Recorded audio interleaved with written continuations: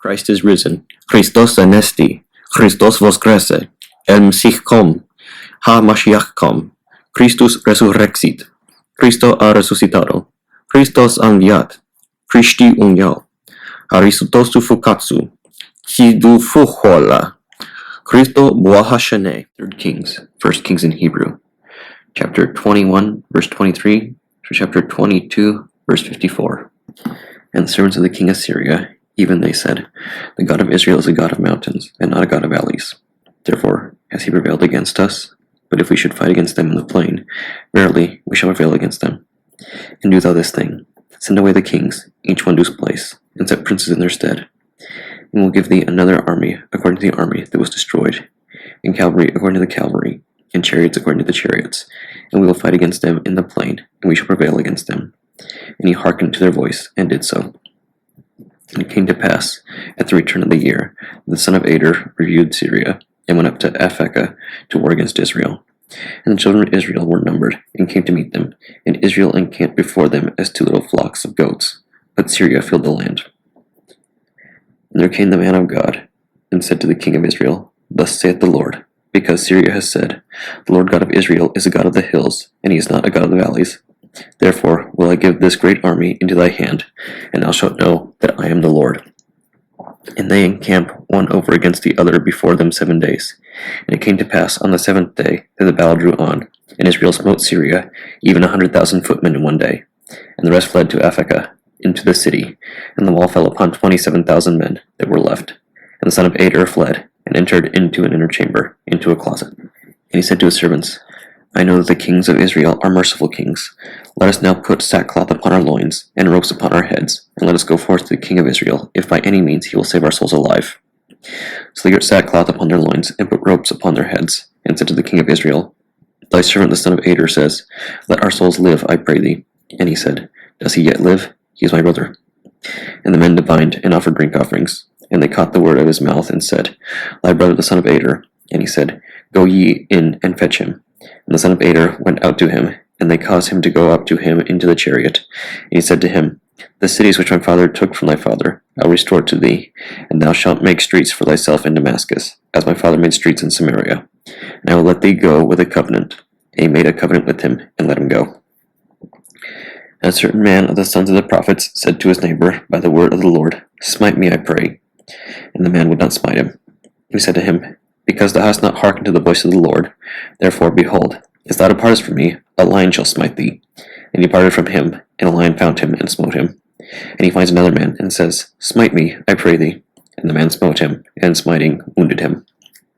And the prophet went and stood before the king of Israel by the way, and bound his eyes with a bandage. And it came to pass, as the king passed by, that he cried aloud to the king, and said, Thy servant went out to war, and behold, a man brought another man to me, and said to me, Keep this man, and if you should by any means escape, then thy life shall go for his life, or thou shalt pay a talent of silver. And it came to pass that thy servant looked round this way and that way, and the man was gone. And the king of Israel said to him, Behold, thou hast also destroyed snares set for me. And he hasted, and took away the bandage from his eyes. And the king of Israel recognized him, that he was one of the prophets. And he said to him, Thus saith the Lord, because thou hast suffered to escape out of thine hand a man appointed to destruction. Therefore thy life shall go for his life, and thy people for his people. And the king of Israel departed confounded and discouraged, and came to Samaria. And he rested 3 years, and there was no war between Syria and Israel. And it came to pass in the 3rd year that Jehoshaphat, king of Judah, went down to the king of Israel. And the king of Israel said to his servants, Know ye that Ramoth-Gilead is ours, and we are slow to take it out of the hand of the king of Syria? And the king of Israel said to Jehoshaphat, Wilt thou go up with us to Ramoth-Gilead to battle? And Jehoshaphat said, As I am, so art thou also. As my people, so is thy people. As my horses, so are thy horses. And Jehoshaphat, king of Judah, said to the king of Israel, Inquire, I pray thee, of the Lord today. And the king of Israel gathered all the prophets together, about 400 men. And the king said to them, Shall I go up to Ramoth-Gilead to battle, or shall I forbear? And they said, Go up, and the Lord will surely give it into the hands of the king. And Jehoshaphat said to the king of Israel, Is there not here a prophet of the Lord, that we may inquire of the Lord by him? And the king of Israel said to Jehoshaphat, There is one man here for us to inquire of the Lord by, but I hate him, for he does not speak good of me, but only evil. Micaiah, son of Jimblaiah, and Josaphat, king of Judah, said, Let not the king say so. And the king of Israel called the eunuch, and said, Bring hither quickly Micaiah, son of Jimblaiah. And the king of Israel and Josaphat, king of Judah, said, Each on his own throne, armed with the gates of Samaria. And all the prophets prophesied before them. And Zedekiah, son of Canaan, made for himself iron horns, and said, Thus saith the Lord, With these thou shalt push Syria until it be consumed. And all the prophets prophesied in like manner, saying, Go up to Ramoth-Gilead, and the thing shall prosper, and the Lord shall deliver it, and the king of Syria, into thine hands. And the messenger that went to call Micaiah spoke to him, saying, Behold now, all the prophets speak with one mouth good concerning the king. Let now thy words be like the words of one of them, and speak good things. And Micaiah said, As the Lord lives, whatsoever the Lord shall say to me, that will I speak. And he came to the king, and the king said to him, Micaiah, shall I go up to Ramoth-Gilead to battle, or shall I forbear? And he said, Go up, and the Lord shall deliver it into the hand of the king. And the king said to him, How often shall I adjure thee, that thou speak to me truth in the name of the Lord? And he said, Not so. I saw all Israel scattered on the mountains as a flock without a shepherd's. And the Lord said, Is not God Lord of these? Let each one return to his home in peace. And the king of Israel said to Josaphat, king of Judah, Did I not say to thee that this man does not prophesy good to me, for he speaks nothing but evil? And Micaiah said, Not so. It is not I. Hear the word of the Lord. It is not so. I saw the God of Israel sitting on his throne, and all the host of heaven stood about him on his right hand and on his left. And the Lord said, Will deceive Micaiah, king of Israel, that he may go up and fall in Ramoth-Gilead. And one spoke one way, and another way. And there came forth a spirit, and stood before the Lord, and said, I will deceive him. And the Lord said to him, Whereby? And he said, I will go forth, and I will be a false spirit in the mouth of all his prophets. And he said, Thou shalt deceive him, yea, and shalt prevail. Go forth, and do so. And now, behold, the Lord has put a false spirit in the mouth of all these thy prophets, and the Lord has spoken evil against thee. And Zedekiah, the son of Canaan, came near, and smote Micaiah on the cheek, and said, What sort of a spirit of the Lord has spoken in thee? And Micaiah said, Behold, thou shalt see in that day, when thou shalt go into an innermost chamber to hide thyself there.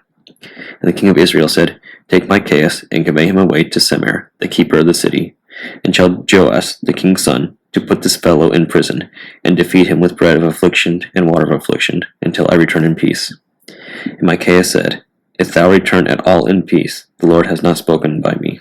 So the king of Israel went up, and Josaphat, king of Judah, with him to Ramoth-Gilead. And the king of Israel said to Josaphat, king of Judah, I will disguise myself and enter into the battle, and do thou put on my raiment. So the king of Israel disguised himself, and went to the battle.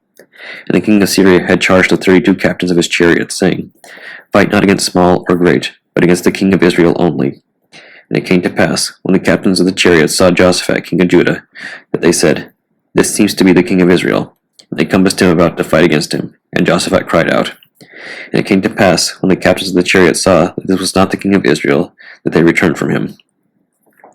And one drew a bow with a good aim, and smote the king of Israel between the lungs and the breastplate.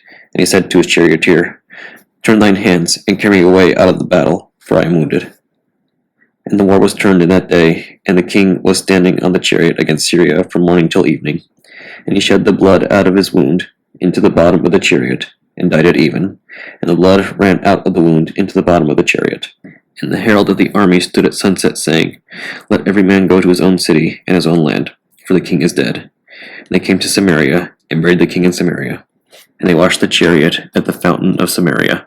And the swine and the dogs licked up the blood, and the harlots washed themselves in the blood, according to the word of the Lord which he spoke.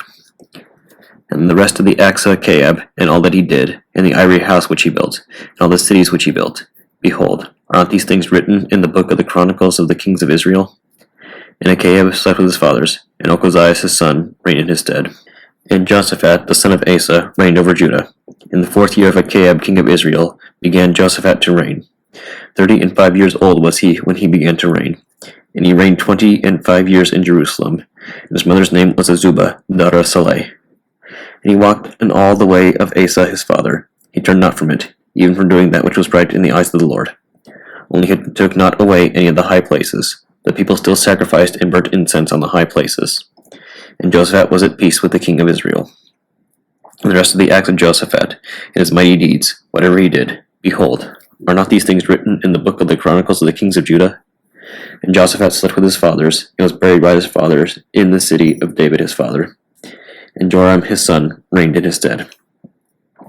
And Ochozias the son of Achab reigned over Israel and Samaria. In the 17th year of Jehoshaphat king of Judah, Ochozias son of Achab reigned over Israel in Samaria 2 years. And he did that which was evil in the sight of the Lord, and walked in the way of Achab his father, and in the way of Jezebel his mother, and in the sins of the house of Jeroboam the son of Nebat, who caused Israel to sin. And he served Baalim, and worshipped them, and provoked the Lord God of Israel, according to all that had been done before him. Psalm 104, 105 in Hebrew, verses 28 through 45. He sent forth darkness, and made it dark, yet they rebelled against his words. He turned their waters into blood, and slew their fish. Their land produced frogs abundantly in the chambers of their kings. He spoke, and the dogfly came, and lice in all their coasts. He turned their rain into hail, and sent flaming fire into their land. And he smote their vines and their fig trees, and he broke every tree of their coast. He spoke, and the locust came, and caterpillars innumerable, and devoured all the grass in their land, and devoured all the fruit of their ground. He smote also every firstborn of their land, the firstfruits of all their labor. And he brought them out with silver and gold, and there was not a feeble one among the tribes. Egypt rejoiced at their departing, for the fear of them fell upon them. He spread out a cloud for a covering to them, and fire to give them light by night. They asked, and the quail came. He satisfied with them with the bread of heaven. He clave the rock, and the waters flowed. Rivers ran in dry places. For he remembered his holy word, which he promised to Abraham, his servant.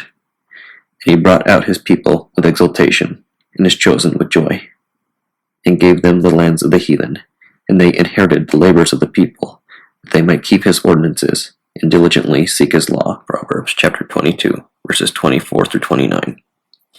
Be not companion to a furious man, neither lodge with a passionate man, lest thou learn of his ways, and get snares to thy soul.